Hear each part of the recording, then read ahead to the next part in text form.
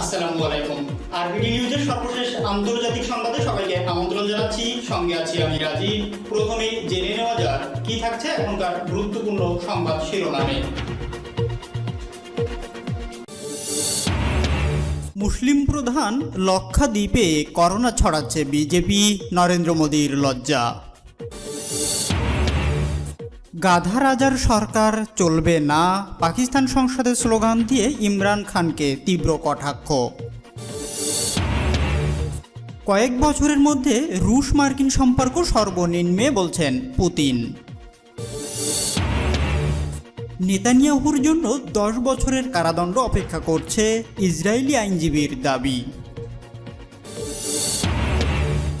এবং সর্বশেষ থাকছে কয়েক হাজার ইন্দোনেশিয়ান শ্রমিককে ফেরত পাঠাচ্ছে মালয়েশিয়া। ভারতে মুসলিমদের উপর নির্যাতন নিপীড়ন এটা নতুন কথা নয়, তবে বিশেষত নরেন্দ্র মোদী এবং অমিত শাহের সরকার ক্ষমতায় আসার পর থেকে মুসলমানদের উপর নির্যাতন এবং নিপীড়নের মাত্রা বেড়ে গেছে বহু গুণ। যারই প্রেক্ষাপটে সবসময় কিভাবে মুসলিমদের দমিয়ে রাখা যায়, কিভাবে মুসলিমদের ভারত থেকে বের করে দেওয়া যায়, সেই চেষ্টায় অব্যাহত রয়েছে নরেন্দ্র মোদী এবং অমিত শাহের বিজেপি সরকার। আর এরই পরিপ্রেক্ষিতে এবার মুসলিম প্রধান একটি দ্বীপ অর্থাৎ লক্ষাদ্বীপে করোনা ছড়াচ্ছে বিজেপি, যার কারণে সেখানে যেন মৃত্যুপরী তৈরি হয় সেটাই চাচ্ছে। এই লজ্জায় এখন নরেন্দ্র মোদীর পদত্যাগ করা উচিত বলে সবাই মনে করছে, কারণ যে করোনার জন্য সারা বিশ্ব লড়াই করছে সেখানে উদ্দেশ্য প্রণোদিতভাবে মুসলমানদের হত্যা করার জন্য করোনা ছড়াচ্ছে বিজেপি। নরেন্দ্র মোদীর লজ্জা আছে বলে কি আপনারা মনে করেন? এ বিষয়ে আপনারা আপনাদের মূল্যবান মতামত প্রদান করবেন এবং অনুরোধ থাকবে গুরুত্বপূর্ণ এই ভিডিওটি না টেনে সম্পূর্ণ দেখার জন্য।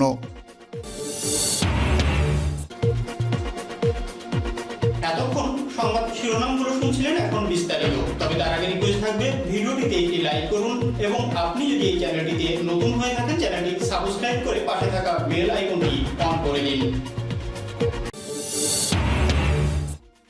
মুসলিম প্রধান লক্ষাদ্বীপে করোনা ছড়াচ্ছে বিজেপি। ভারতের মুসলিম প্রধান লক্ষাদ্বীপের চলচ্চিত্র পরিচালক আয়েশা সুলতানার বিরুদ্ধে দেশদ্রোহের মামলা দায়ের করেছে হিন্দুত্ববাদী দল বিজেপি। কেন্দ্রশাসিত অঞ্চলের গেরুয়া শিবিরের অভিযোগের ভিত্তিতে তদন্ত শুরু করেছে পুলিশ। ঠিক কী অভিযোগে আয়েশা সুলতানার বিরুদ্ধে?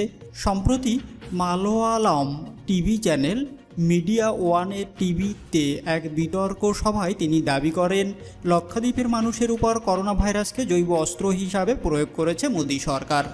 বিতর্কের সূত্রপাত ওই মন্তব্য থেকেই। ঠিক কী বলেছিলেন আয়েশা?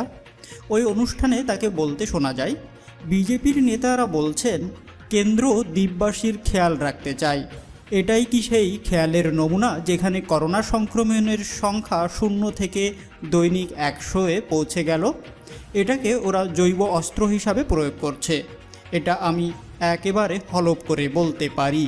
করোনা শূন্য একটা জায়গাকে কেন্দ্রে যে এই জৈব অস্ত্র প্রয়োগ করেছে তা পরিষ্কার।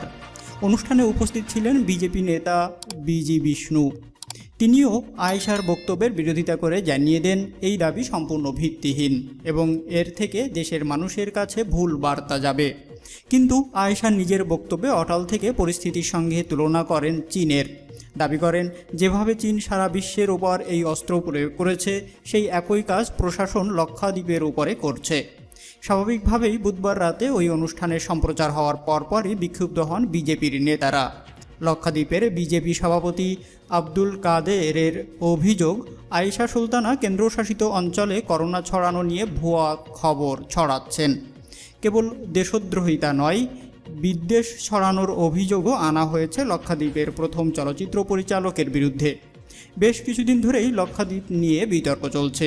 প্রফুল্ল পটেল এখানে নতুন প্রশাসক হয়ে আসার পর থেকেই নানা অভিযোগ উঠে আসছে। এবার আয়েশার মন্তব্য ঘিরেও তৈরি হলো নয়া বিতর্ক। আরব সাগরের বুকে লক্ষাদ্বীপের দায়িত্ব হাতে নিয়েই প্রফুল্ল প্যাটেল এমন কয়েকটি বিতর্কিত পদক্ষেপ নিয়েছে যার বিরুদ্ধে ওই দ্বীপপুঞ্জের বাসিন্দারা এখন ক্ষোভে ফুঁসছেন, যাতে পার্শ্ববর্তী কেরালার বহু তারকা ও রাজনীতিবিদরাও সমর্থন জানাচ্ছে। উল্লেখ্য, নতুন প্রশাসক হিসাবে প্রফুল্ল পাটেল প্রস্তাব করেছেন লক্ষাদ্বীপে গরুর গোশত বা বিফ খাওয়া নিষিদ্ধ করতে হবে। এমনকি স্কুলে মিড ডে মিলে এতদিন ডিম, মাছ, গোশতের মতো আমিষ খাবার দেওয়া হলেও তার জায়গায় শুধু নিরামিষ খাবার দেওয়ার প্রস্তাব করা হয়েছে। সঙ্গে দ্বীপে এমন একটি আইন আনার প্রস্তাব করা হয়েছে যাতে দ্বীপের প্রশাসক যে কাউকে 1 বছর পর্যন্ত বিনা বিচারে আটকে রাখার ক্ষমতা পাবেন। সাধারণভাবে এই আইনটি ভারতে গুন্ডা আইন নামেই পরিচিত। সম্প্রতি নিজের যুক্তির সপক্ষে আয়েশা ফেসবুকে লেখেন, আমি টিভি চ্যানেলের ডিবেটে বায়ো ওয়েপন কথাটি ব্যবহার করেছি। আমি মনে করি পাটেল বা তার পুলিশ লক্ষাদ্বীপের মানুষদের জন্য বায়ো ওপেন। তার পারিপার্শ্বিক মানুষগুলোর জন্যই লক্ষাদ্বীপে করোনা ছড়িয়েছে। আর আমি কিন্তু প্যাটেলকে বায়ো ওপেন বলছি, দেশ বা দেশের সরকারকে নয়। গাধা রাজার সরকার চলবে না, পাকিস্তান সংসদে স্লোগান দিয়ে ইমরান খানকে তীব্র কটাক্ষ। গাধার সংখ্যা আগের থেকে বেড়ে গিয়েছে পাকিস্তানে। সম্প্রতি এমনই পরিসংখ্যান সামনে এসেছে। এই তথ্যকে হাতিয়ার করেই এবার পাকিস্তান সংসদের বাজেট অধিবেশনে বিক্ষোভ দেখালো বিরোধীরা। ইমরানের পিটিআই সরকারের অর্থমন্ত্রী শওকাত তারিনের বাজেট বক্তৃতা চাপা পড়ল ডাকসকি রাজা কি সরকার নেহি চলেগি স্লোগানে, যার অর্থ গাধা রাজার সরকার চলবে না। এভাবেই ব্যঙ্গ করে গাধা বলে বিরোধীরা কটাক্ষ করলেন পাকিস্তানের প্রধানমন্ত্রী ইমরান খানকে। এমনিতেই পাকিস্তান অর্থনৈতিক দিক দিয়ে অত্যন্ত গভীর সমস্যার মধ্যে পড়েছে। এমনও অবস্থায় বাজেট ঘোষণা করতে গিয়ে অবশ্য অর্থমন্ত্রী আশার কথা শোনানোর চেষ্টা করেন, বলার চেষ্টা করেন আত্মপ্রকাশের সময় ইমরান সরকারের মাথায় ছিল 1 ট্রিলিয়ন পাকিস্তানি রুপির ঋণ।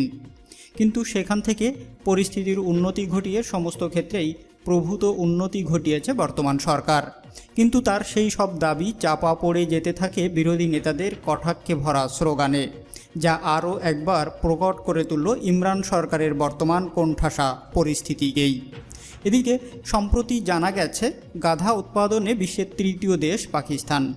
সাকুল্যে সে দেশে 50 লাখেরও বেশি গাধা রয়েছে। প্রতি বছর অন্তত 1 লাখ করে গাধার সংখ্যা বৃদ্ধি পাচ্ছে। সংবাদ সংস্থা ANI এর রিপোর্টে বলছে, গাধা পিছু দাম 35,000 থেকে 55,000 রুপির মধ্যে ঘোরাফেরা করলেও এর থেকে দৈনিক 1,000 রুপির ব্যবসা অনায়াসেই হয়ে যায়। তাই ক্রমশই বাড়ছে ভারবাহী এই পশুর চাহিদা। এই পরিসংখ্যানকে কাজে লাগিয়েই এবার বিক্ষোভের নতুন হাতিয়ার তৈরি করে নিল বিরোধীরা, আর তা কাজে লাগালো বাজেট অধিবেশনে। এমনিতেই অনেক দিন ধরেই ইমরানের বিরুদ্ধে একযোগে বিক্ষোভ দেখিয়ে চলেছে বিরোধীরা। ক্রমশ বেকায়দায় পড়ছেন ইমরান খান সরকার। বাজেট অধিবেশনের দিন তা আরও পরিষ্কার বোঝা গেল।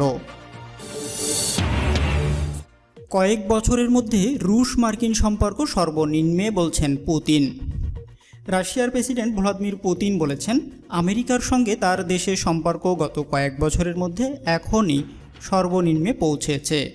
আগামী 16 জুন সুইজারল্যান্ডের জেনেভা শহরে মার্কিন প্রেসিডেন্ট জো বাইডেনের সঙ্গে পুতিনের বৈঠক করার কথা রয়েছে। তার আগ মুহূর্তে মার্কিন NBC টেলিভিশন চ্যানেলকে দেওয়া সাক্ষাৎকারে পুতিন এই মন্তব্য করলেন। গত জানুয়ারি মাসে জো বাইডেন আমেরিকার প্রেসিডেন্ট হিসাবে ক্ষমতায় আসার পর এই প্রথম তার সঙ্গে মুখোমুখি বৈঠকে বসতে যাচ্ছেন পুতিন। বিভিন্ন বিষয় নিয়ে দুপক্ষের মধ্যে নানা বাগবিতণ্ডার কয়েক মাস পর শেষ পর্যন্ত এই বৈঠক হতে যাচ্ছে। আশা করা হচ্ছে আমেরিকা ও রাশিয়ার দ্বিপক্ষীয় বিভিন্ন ইস্যু সহ আন্তর্জাতিক নানা সমস্যার সমাধানের চেষ্টা চালানো হবে এই শীর্ষ বৈঠকে। বাইডেন এবং ট্রাম্পের মধ্যে তুলনা করতে বলা হলে পুতিন বলেন, ট্রাম্প এমন একজন প্রেসিডেন্ট ছিলেন যারা আচরণ মার্কিন রাজনীতি স্ট্যান্ডার্ডের সঙ্গে সামঞ্জস্যপূর্ণ নয়। বাইডেন প্রসঙ্গে রুশ প্রেসিডেন্ট বলেন, তিনি দীর্ঘ রাজনৈতিক ক্যারিয়ারের ব্যক্তি এবং আশা করা যায় তার সঙ্গে আসন্ন বৈঠক ফলপ্রসূ হবে। নেতানিয়াহুর জন্য 10 বছরের কারাদণ্ড অপেক্ষা করছে ইসরায়েলি আইনজীবীর দাবি। ইহুদিবাদী ইসরায়েলের বিদায়ী প্রধানমন্ত্রী বেনিয়ামিন নেতানিয়াহু ক্ষমতা ত্যাগ করার পর দুর্নীতির অভিযোগে তার 10 বছরের কারাদণ্ড হতে পারে। ইসরায়েলের ডেমোক্রেসি রিসার্চ সেন্টারের সংবিধান বিষয়ক আইনজীবী আমির ফ্রুকস একথা বলেছেন। তিনি শনিবার তেল আবিবে বলেন, দুর্নীতি, তহবিল, তছরূপ ও প্রতারণার অভিযোগে 2020 সালের মে মাস থেকে আদালতে নেতানিয়াহুর বিচার চলছে। প্রধানমন্ত্রীর দায়িত্ব থাকার কারণে এতদিন আইনি দায়মুক্তি থাকায় তাকে আটক করা যাচ্ছিল না, কিন্তু ক্ষমতা চলে যাওয়ার পর তার শাস্তি ভোগে অবধারিত হয়ে যাবে। ফ্রুকস আরও বলেন, গত 2 বছর ধরে এই প্রশ্ন সামনে ছিল যে নেতানিয়াহু নিজেকে বিচারের ঊর্ধ্বে রাখার জন্য কি সংবিধান সংশোধন করবেন, কিন্তু এতদিন তিনি তা করেননি এবং শীঘ্রই ক্ষমতা চলে যাওয়ার পর তিনি আইনি দায়মুক্তি হারাবেন। তার বিরুদ্ধে যেসব অভিযোগ রয়েছে তাতে তার সর্বোচ্চ 10 বছরের কারাদণ্ড হতে পারে। ইহুদিবাদী ইসরায়েলের পাবলিক প্রসিকিউটর নেতানিয়াহুর বিরুদ্ধে দুর্নীতির একাধিক মামলায় 3টি চার্জশিট দিয়েছেন। 2009 সাল থেকে একটানা ইসরায়েলের প্রধানমন্ত্রীর দায়িত্ব থাকা নেতানিয়াহু এ পর্যন্ত নিজের বিচার কাজকে ভিন্ন খাতে প্রভাবিত করার জন্য ব্যাপক প্রচেষ্টা চালিয়েছেন। ইসরায়েলের সংসদ স্পিকার ইয়ারিভ লেভিন গত মঙ্গলবার এক টুইটে বলেছেন, নানা জল্পনা কল্পনার অবসান ঘটিয়ে অবশেষে নেতানিয়াহুর 12 বছরের শাসনের সমাপ্তি ঘটতে যাচ্ছে। টুইট বার্তায় তিনি বলেন, অবশেষে এটা হচ্ছে। ইসরায়েলের নাগরিকদের কল্যাণে ঐক্যের সরকার শপথ নিতে যাচ্ছে। নাফতালি বেনেট এবং ইয়ার লাপিদের নেতৃত্বাধীন নতুন ঐক্যের সরকার রবিবার আরও পরে শপথ নেবে বলে কথা রয়েছে। আর এই সরকার গঠিত হয়ে নেতানিয়াহুর 12 বছরের শাসনের অবসান হবে। কয়েক হাজার ইন্দোনেশিয়ান শ্রমিককে ফেরত পাঠাচ্ছে মালয়েশিয়া। কয়েক হাজার অনিবন্ধিত ইন্দোনেশিয়ান অভিবাসীকে নিজ দেশে ফেরত পাঠাচ্ছে মালয়েশিয়া। দেশটিতে করোনা মহামারী শুরুর পর সবচেয়ে ভয়ঙ্কর আকার ধারণ করেছে। এমন পরিস্থিতিতেই অনিবন্ধিত অভিবাসীদের বিরুদ্ধে ব্যবস্থা নেওয়া শুরু করলো মালয়েশিয়া। এখনও পর্যন্ত 7,200 জন ইন্দোনেশিয়ানকে ফেরত পাঠানোর চিন্তা করছে মালয়েশিয়ার কর্তৃপক্ষ। ইন্দোনেশিয়ার মানব উন্নয়ন বিষয়ক মন্ত্রণালয়ের ফেমি একা কার্তিকা পুত্রী বার্তা সংস্থা রয়টার্সকে জানিয়েছেন, বিভিন্ন ক্যাম্পে থাকা নারী ও শিশুদের আগে ফিরিয়ে আনার ব্যাপারে অগ্রাধিকার দেওয়া হবে। ইন্দোনেশিয়া ছাড়াও মিয়ানমার, নেপাল ও বাংলাদেশের কয়েক লাখ অনিবন্ধিত শ্রমিক মালয়েশিয়ায় কৃষি, নির্মাণ ও শিল্প কারখানায় কাজ করেন, কিন্তু করোনা মহামারী শুরুর পর থেকে অনিবন্ধিত অভিবাসীদের ব্যাপারে কঠোর হয়েছে কর্তৃপক্ষ। বিভিন্ন দেশের হাজার হাজার শ্রমিককে গ্রেপ্তার করে নিজ দেশে ফেরত পাঠানো হয়েছে। দক্ষিণ পূর্ব এশিয়ার দেশগুলোর মধ্যে মাথাপিছু আক্রান্তের হার মালয়েশিয়াতেই সবচেয়ে বেশি। জুনের 14 তারিখ পর্যন্ত দেশব্যাপী লকডাউন আরও 2 সপ্তাহ বাড়িয়ে 28শে জুন পর্যন্ত নেওয়া হয়েছে। এর মধ্যেই অনিবন্ধিত শ্রমিকদের ফেরত পাঠানোর সিদ্ধান্ত নেওয়া হয়েছে। তবে তাদের ফেরত পাঠানোর ব্যাপারে সুনির্দিষ্ট তথ্য জানতে চাইলে কোনো মন্তব্য করতে রাজি হয়নি মালয়েশিয়ার পররাষ্ট্র মন্ত্রণালয়। সরকারি সংস্থা মাইগ্রেন্ট কেয়ারের প্রতিষ্ঠাতা ওয়াইউ সুশীলও রয়টার্সকে জানিয়েছেন, অনিবন্ধিত শ্রমিকদের আটক ও ফেরত পাঠানোর প্রক্রিয়া শুরু হলেও তাদের সামাজিক সহায়তা এবং অন্যান্য ব্যাপারে সেবার ব্যাপারে কোনো ব্যবস্থাই রাখা হয়নি। তিনি বলেন, এমনকি তাদের দেশে ফেরত পাঠানোর পর পুনর্বাসনের জন্য কী ব্যবস্থা নেওয়া হবে সে ব্যাপারেও কেউ কিছু জানে না। এতক্ষণ সঙ্গে থাকার জন্য ধন্যবাদ। দেখা হচ্ছে পরবর্তী ভিডিওতে। ততক্ষণ পর্যন্ত ভালো থাকুন, সুস্থ থাকুন। আল্লাহ হাফেজ।